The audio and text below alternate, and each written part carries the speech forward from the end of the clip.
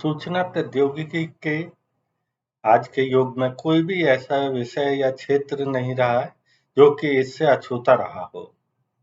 सूचना प्रौद्योगिकी एक सरल तंत्र है।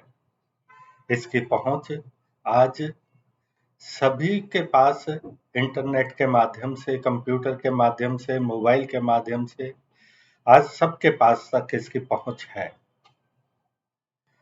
राजभाषा विभाग में भी बहुत से ई टूल्स विकसित किए गए हैं जिनके माध्यम से राजभाषा के प्रचार प्रसार को नए आयाम और नई दिशा मिली है। राजभाषा विभाग द्वारा बहुत से ई टूल्स के माध्यम से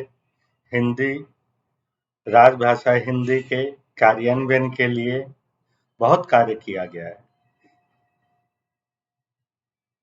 राजभाषा विभाग के ई टूल्स जिसमें लीला, कंठस्थ, ई महाशब्दकोश आदि उपलब्ध हैं। इन्हीं टूल्स की वजह से राजभाषा के कार्यान्वयन में राजभाषा विभाग ने बहुत ही सफलता प्राप्त की है। आइए हम देखते हैं कि राजभाषा विभाग के ऐसे कौन से टूल्स हैं जिनके द्वारा राजभाषा के कार्यान्वयन में मदद मिली है। मेरे चैनल को सब्सक्राइब करें, लाइक करें और बेल आइकॉन पर क्लिक करें।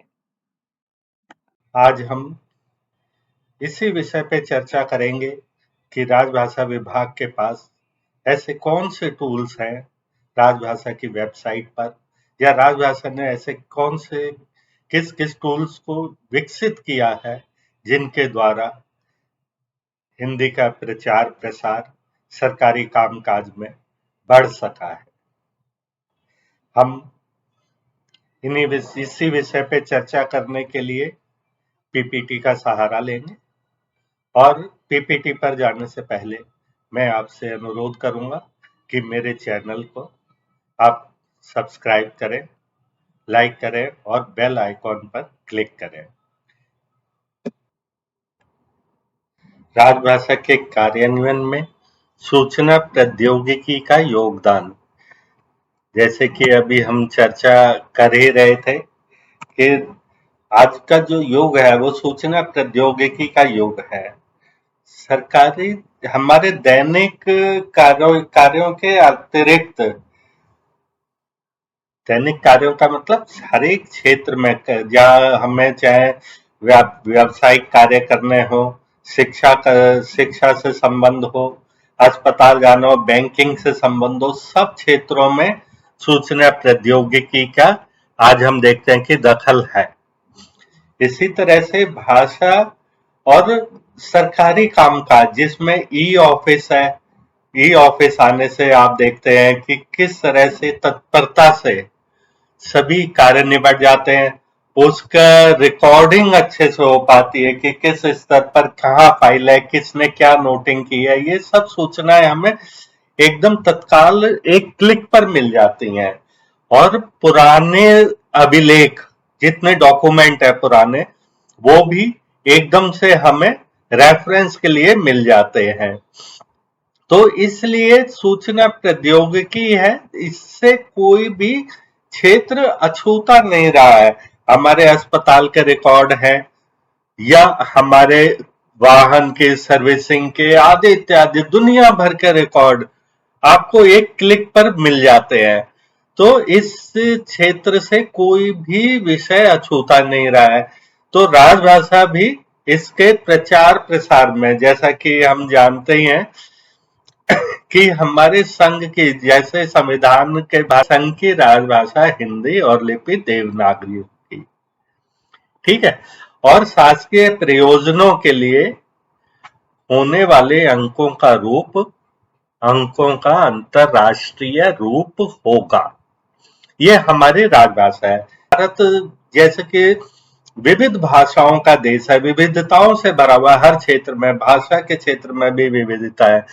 तो इसमें यह प्रावधान किया गया कि 15 वर्ष तक अंग्रेजी में भी कार्य होता रहेगा, और जैसे जैसे हम पूरी तरह से अंग्रेजी को छोड़कर हिंदी में कार्य करना शुरू कर देंगे, तो उसके बाद हम पूर्ण रूप से हिंदी में कार्य करना आरंभ करेंगे।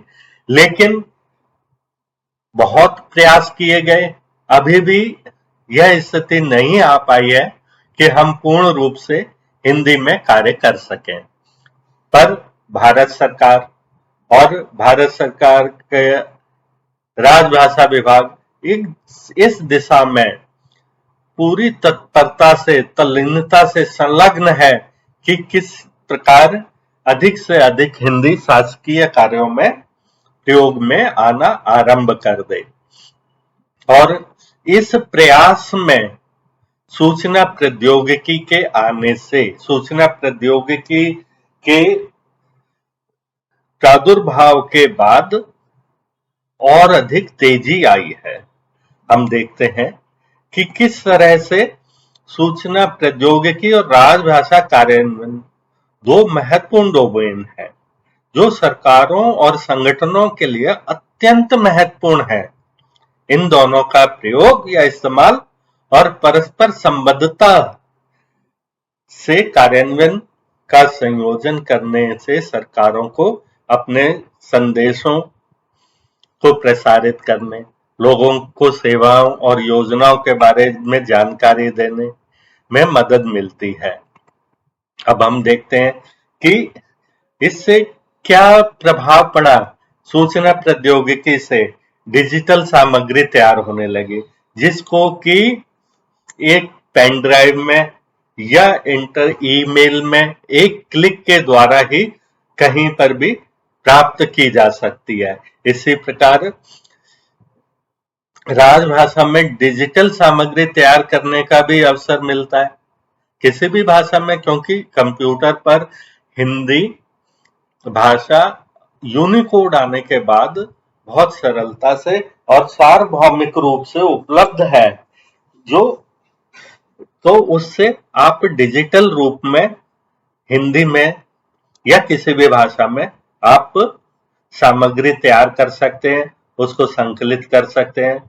और राजभाषा विभाग ने सॉफ्टवेयर भी बनाया, अनुवाद का सॉफ्टवेयर बनाया है, जिसके माध्यम से हम अनुवाद करके अंग्रेजी से हिंदी या हिंदी से अंग्रेजी दोनों रूपों में अनुवाद करके दस्तावेजों को संकलित कर सकते हैं, हिंदी को प्रसारित कर सकते हैं।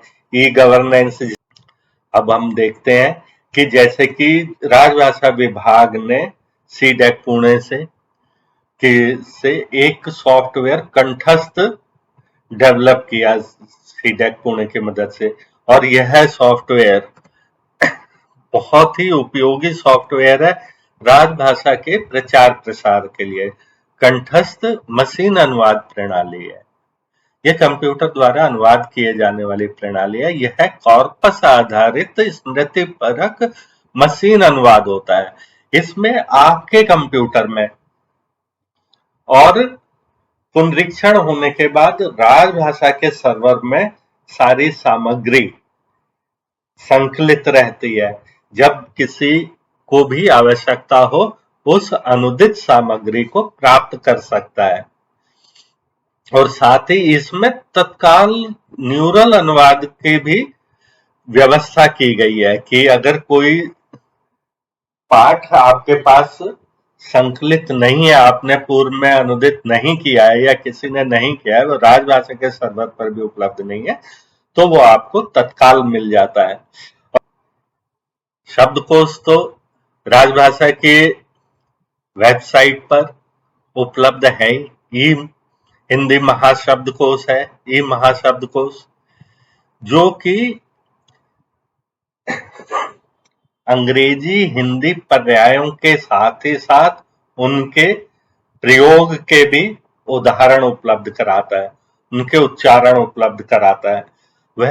यह ई महाशब्दकोश बहुत ही उपयोगी है और दैनंदिन कार्यों में आने वाले वाक्यों के प्रयोग के लिए हमारे पास ई सरल हिंदी वाक्य कोश हमारे पास उपलब्ध है।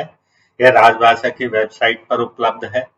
इसमें विभिन्न मंत्रालयों, विभागों आदि के अनुसार कॉर्पस, आप उसमें डोमेन चुनकर आराम से वाक्यांश देख सकते हैं, वाक्य देख सकते हैं, जिसके कि किसी वाक्य के लिए आपको अड़ना ना पड़े और आपके पास एक मानकीकृत वाक्य कोश यह उपलब्ध है। आप राजभाषा की वेबसाइट पर उपलब्ध है। इसके बाद हम देखते हैं कि राजभाषा के प्रचार प्रसार में सबसे बड़े आवश्यकता जो है, जो कि ऐसे लोग हैं, ऐसे व्यक्ति, ऐसे कर्मचारी, अधिकारी हैं जिनको कि अभी पर्याप्त रूप से हिंदी का ज्ञान नहीं है कि वो राजभाषा में कार्य कर सके, हिंदी में कार्य कर सके। तो उनको शिक्षण के लिए राजभाषा का केंद्रीय हिंदी प्रशिक्षण संस्थान ऐसे अधिकारियों, कर्मचारियों को प्रशिक्षण प्रदान करता है। और प्रशिक्षण फिजिकल प्रशिक्षण होता है। केंद्रीय हिंदी प्रशिक्षण संस्थान के हर स्थान पर प्रशिक्षण केंद्र है जहां वो प्रशिक्षण देते हैं। इसी तरह से तकनीकी सुविधा के रूप में कंप्यूटर का प्रशिक्षण देते हैं केंद्रीय हिंदी प्रशिक्षण संस्थान, जो कि राजभाषा विभाग का ही एक कार्यालय है। कंप्यूटर की प्रशिक्षण देखता है, आशुलिपि का प्रशिक्षण देते हैं और यह सब फिजिकल के साथ साथ ऑनलाइन सुविधाएं भी उपलब्ध हो सकी है। सूचना प्रौद्योगिकी का यह वरदान है कि अब इससे से अधिक लोग जुड़ पा रहे हैं इन प्रशिक्षण कार्यक्रमों से, जिससे कि हिंदी का प्रचार प्रसार और अधिक हो पा रहा है। जैसे लीला, प्रबोध, प्रवीण एवं प्राज्ञ स्व शिक्षण प्रोग्राम है। अगर कोई फिजिकली नहीं आ पाता तो स्व शिक्षण प्रोग्राम पैकेज भी है, जो कि सीडेक पुणे ने विकसित किया। लीला का मतलब learn Indian languages through artificial intelligence, जिसके विषय में मैं अभी प्रारंभ में चर्चा कर ही रहा था। तो यहाँ पर इस टूल से 14 भारतीय भाषाओं से हिंदी, अंग्रेजी सीखी जा सकती है। बोडो, बंगला, गुजराती, कन्नड़, कश्मीरी, मलयालम, तेलुगु आदि ये सब भाषाएं जिनके माध्यम से स्व शिक्षण के द्वारा इस लीला सॉफ्टवेयर से हिंदी सीखी जा सकती है। और इस लीला, प्रबोध, प्रवीण एवं पैकेज निर्माण विशेष रूप से उन्हीं कार्मिकों के लिए किया गया है, जैसा कि मैं बता रहा, तो जो नियमित रूप से प्रशिक्षण ले सकते हैं। कार्य की अधिकता हो सकती है, प्रशिक्षण केंद्र से दूरी हो सकती है, जो भी व्यवस्था हो, तो इससे यह प्रशिक्षण लिया जा सकता है। इस टूल के माध्यम से राजभाषा विभाग ने बहुत ही सराहनीय कार्य किया है लोगों को हिंदी में प्रशिक्षित करने का और हिंदी के प्रचार प्रसार का। यह भी सूचना प्रौद्योगिकी का ही एक माध्यम है।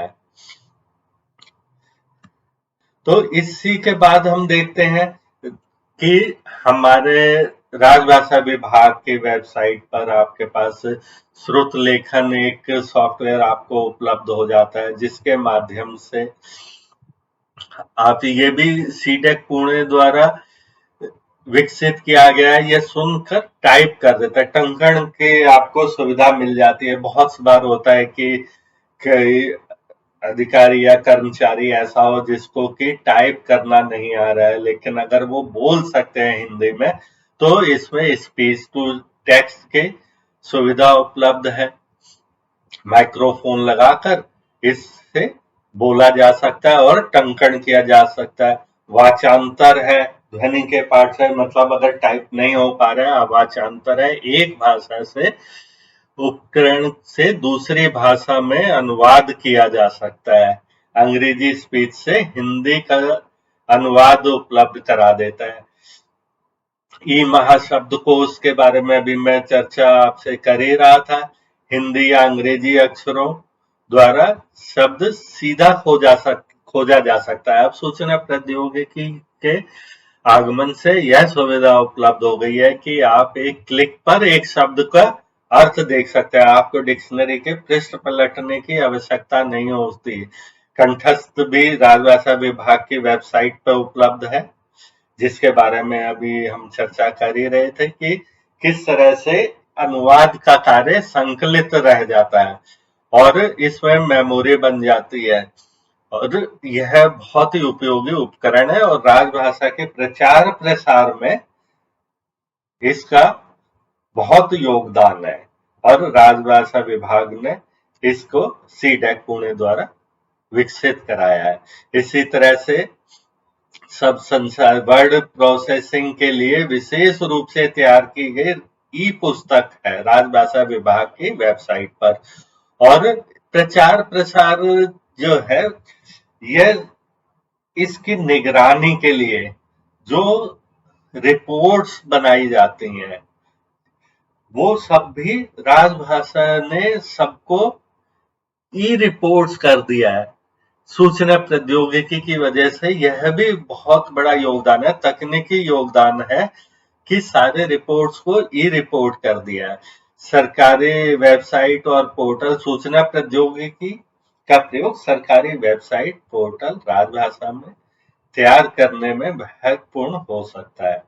इससे लोग आसानी से योजनाओं सेवाओं की जानकारी प्राप्त कर सकते हैं, है ना।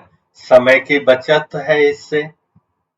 समय की बचत किस प्रकार, डॉक्यूमेंट त्वरित रूप से तैयार हो जाते हैं, कहीं पहले से है कॉपी पेस्ट करके या हमारी मेमोरी से उपलब्ध हो जाता है। स्पष्टता है, डॉक्यूमेंट में स्पष्टता ज्यादा आ गई है, उनको समझने में आसान हो गया।